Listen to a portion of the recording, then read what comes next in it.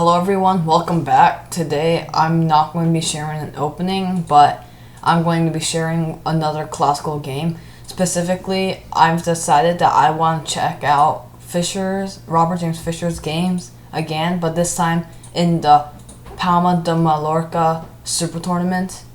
And the main reason why I'm checking out Fischer's games there is because he played extremely well and beat other players by points 3.5. So he had 18.5 out of 23 games, while second place only had 15 out of 23. But other than that, I'm going to be taking through a few of Fischer's wins and how they're extremely instructive. And the first game that caught my eye was his game against Mark Taimanov. And I've done a lot of videos with him against Mark Taimanov, and I figured that doing one more couldn't hurt. So, in this game, white starts off playing e4, c5, knight f3, knight c6, d4, c takes, knight takes, e6. So, this type of Taimanov variation. And in this position, white decides to play knight b5 immediately, which isn't the best move according to nowadays books, but back then, it was still 1970, and they didn't know as much. But after d6, c4, a6, knight 5 c3, knight f6, bishop e2, bishop e7, castles. In this position, white plays the move knight a3, and this transposes into a Sveshnikov type position where black is up a few tempi and black has this good pawn on e6, but the main weakness for black is white's pawn is on c4. And because the white pawn is on c4, this knight on a3 isn't that bad because the knight can always draw back to c2. And after b6, bishop e3, this is where the opening approximately ends. Bishop d7, rook c1, queen b8, f3, rook a7. So here, black is doing a few common maneuvers, bringing the two rooks to the c file. And now here, white plays the move knight c2. So now white is trying to bring knight to d4 and to exchange off this knight. And here, rook d8 is played. So now black changes plans and wants to try for the d5 push. However, here white just sidesteps. After bishop e8, the move queen f2 is played. And this opening, after all these moves, is a very decent position for white because now this pawn is a weakness. And now black has to defend with rook b7, but I don't think that's how you want to be defending pawns using major pieces. And to prevent b5 in this position, white plays the obvious move a4. Black plays a5, knight d4, knight takes d4, bishop takes d4. So now these knights are finally exchanged off. The b5 square is fully under white's control, and the b6 pawn is a giant weakness. Here, Taimanov defends that pawn again. And after queen g3, so Fischer's threatening mate in 1. Here, Taimanov plays bishop f6. And now another pair of minor pieces has been traded off. And after rook fd1, so now the d6 pawn is weak because there's no bishop on e7 anymore. Here, Taimanov plays e5. And this e5 move allows white a blockaded queen, so white moves the queen. After h6, rook d2, knight d7, bishop d1, and after knight c5, in this position, both sides are approximately equal, but black could have a better position due to black's better bishop compared to white. White has most of his pawns on light squares, while black has most of his pawns on dark squares. And these are both light squared bishops, and pawns shouldn't be on the same color as a light squared bishop. However, Fischer isn't done with tricks and he plays f4. Now this f4 move is extremely ambitious because it's trying to free up this bishop while destroy black's pawn structure. And here, e takes f4 is played, and after white plays queen takes f4, knight e6. Now, knight e6 is a very practical move to protect all these squares, but the knight should have just stayed on c5. Because in this position, after the queen just drops back to g3, the knight on e6 is on awkward position. And after queen c7, knight d5, queen c5 check, king h1, and bishop c6. After rook c3, Taimanov here plays knight g5, and this is a mistake. In this position, Taimanov should have waited with the king and see what white could have done. The move king h8 is also extremely helpful, just a sidestep from this pin. And the move king h8 also helps because white is wasting his time right now. There's nothing really for white to do. This knight is blockading the attack on this pawn's under threat. If white plays b3, then black just plays queen a3. And now black's gonna try to get into white's position. So king h8 would have been better, but instead Taimanov played knight g5. And after bishop c2, this knight on g5 is quite misplaced. And after bishop takes g5, rook takes d5, queen c7. Here Fischer finally breaks through with e5. And now the position is almost dead equal because so many pawns are being exchanged off. However, Fischer finds a small loophole in this, and this loophole proved to be fatal for Taimanov. After d takes c5, queen takes c5. Here Taimanov played rook db8, which is a natural move at first sight, but on the other hand is foolish. The rook coming here is just to make sure that black doesn't need to take on e5 first, which would weaken black's pawn structure. Because if instead, well, not pawn structure, but if you took here first, then rook takes d8 is just made in two. And if you didn't want to play rook b8, then what else could you play? The best move here is knight e6, but after takes, rook takes, and after rook takes, knight takes. Here, the position is slightly awkward for black, but this does mean that black has a better position though. But at the end of all the story, Taimanov didn't see knight, so he played rook db8, and after bishop f5, which takes control of e6, so knight can't drop back. Here, after queen takes c5, rook takes c5, g6. Here Fischer plays a controversial move at first sight, but proved to be very good, h4.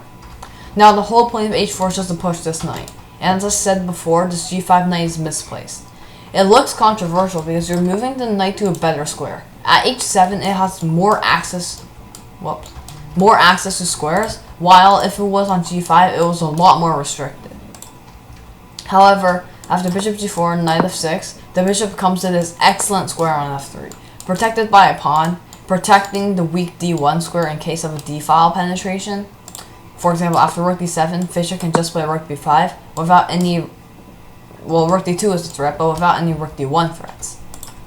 However, here black plays rook d4, which attacks the h4 pawn, and here is something that most of Fischer's opponents didn't even see.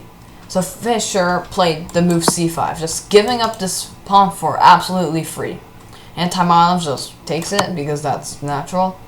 After king g1, rook b4, rook takes b4, a takes b4, rook c4, attacking this pawn, so b takes c5 is forced. And after rook takes c5, it looks like the black is up a pawn for nothing. Well, it turns out that's not true, and white is better in this position, even though he's a pawn down, because of this amazing bishop compared to this knight. And here we're back to another Fischer endgame, otherwise known as a rook versus bishop against a rook versus knight, when the side of the bishop is better. And that's usually the case, and when Fischer plays it, he plays it extremely well, hence the name, the Fischer endgame. But anyway, this position would have been less severe for black if black played the move rook e8. And the main purpose of the move rook e8 is after rook b5, rook e1 check, king f2, rook a1, rook a1, rook takes b4, king g7, and king e3.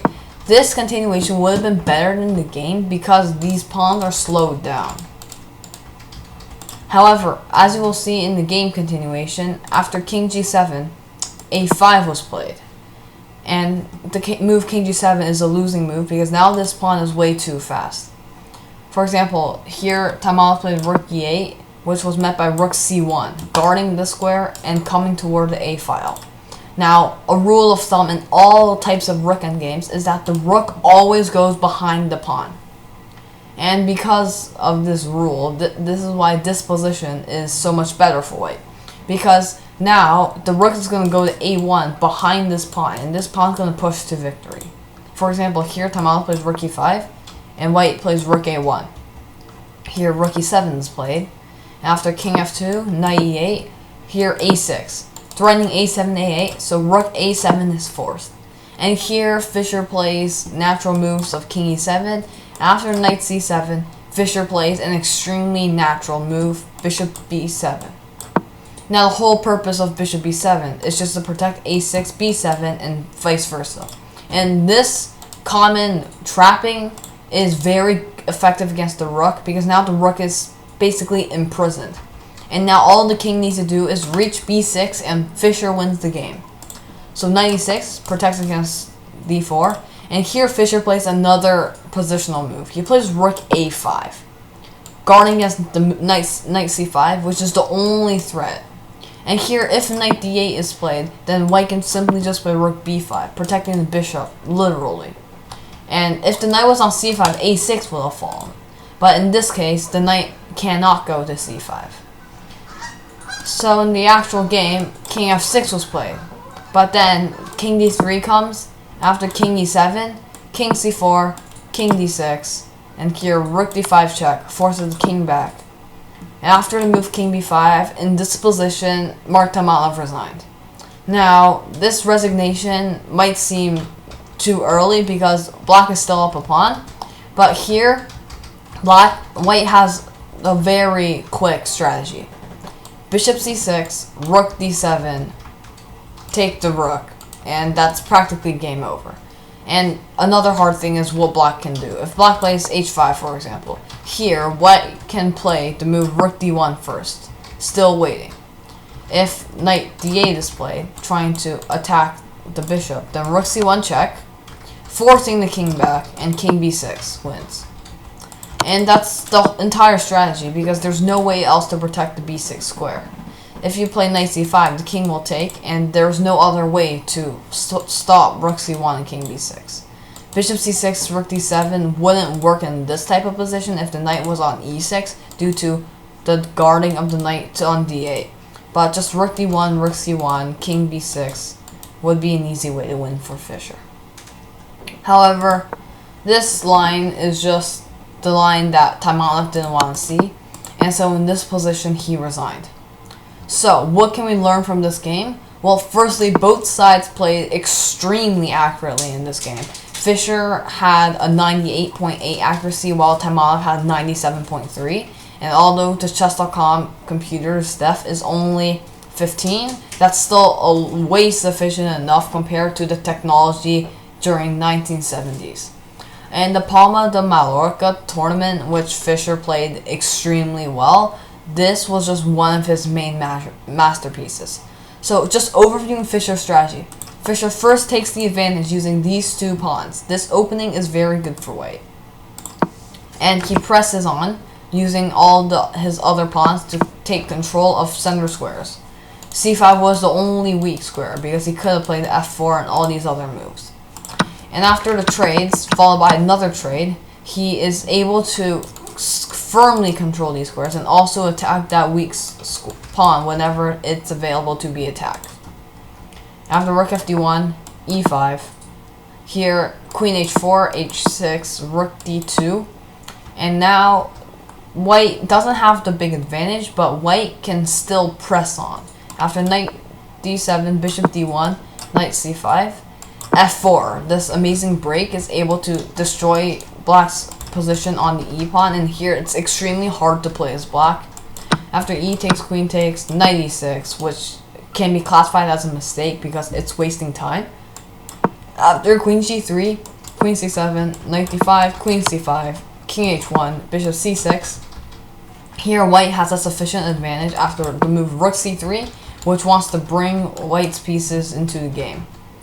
And after knight g5, which can be classified as a mistake, bishop c2, bishop d5, rook d5, queen c7, and here Fischer finally breaks through with e5, trading, and Taimanov plays another slight inaccuracy of rook db8, which can be easily met by white's next move, bishop f5, gaining more space, controlling e6. And the whole time in this whole game, Fischer was playing to make this knight as worse as possible. And Taimanov fell for it. He put his knight on g5, which is a much worse square than if the knight was on c5. And here if queen takes, rook takes, g6, h4, forcing knight h7, and bring the bishop to the excellent square on f3, which proved to spell disaster after it started controlling the a8 square. And after rook d7, rook b5, rook d4, Fischer saw the potential of his bishop and just gave up this pawn in order to make a pass pawn here. And after rook takes h4, king g1, rook b4 was forced, and after rook takes, a takes, rook c4, b takes, rook takes. In this position, white is better because of this pass pawn. And after king g7, white showed amazing endgame technique. First pushing the pawn, bring the rook this way, right behind the pawn. After rook e7, king f2, knight e8, a6, forcing the rook to a7, bring the king closer, securing this pawn. After knight e6, the final move, rook a5, guarding the c5 square so knight cannot reach. And if knight d8, then rook b5 just controls this bishop. And if knight takes, pawn takes would promote it on the spot. And other than that, white's just completely winning. And after rook a5, Taimanov tried king f6, but the king just moves forward, king c5. And after king d6, the rook checks, king c7, and king b5 was the last move of the game. So that is the summary of this game, and Fischer's amazing play against this bad knight proved to spell disaster for Taimanov in this game. And this is one of the most beautiful Fischer endgames you will ever see that was actually played by Fischer. So I hope that you enjoyed this game between Robert James Fischer and Mark Taimanov, and I hope that you enjoyed my analysis. And I will probably be making another Palma de Mallorca tournament game from Fischer in my next video. So see you later, and bye-bye.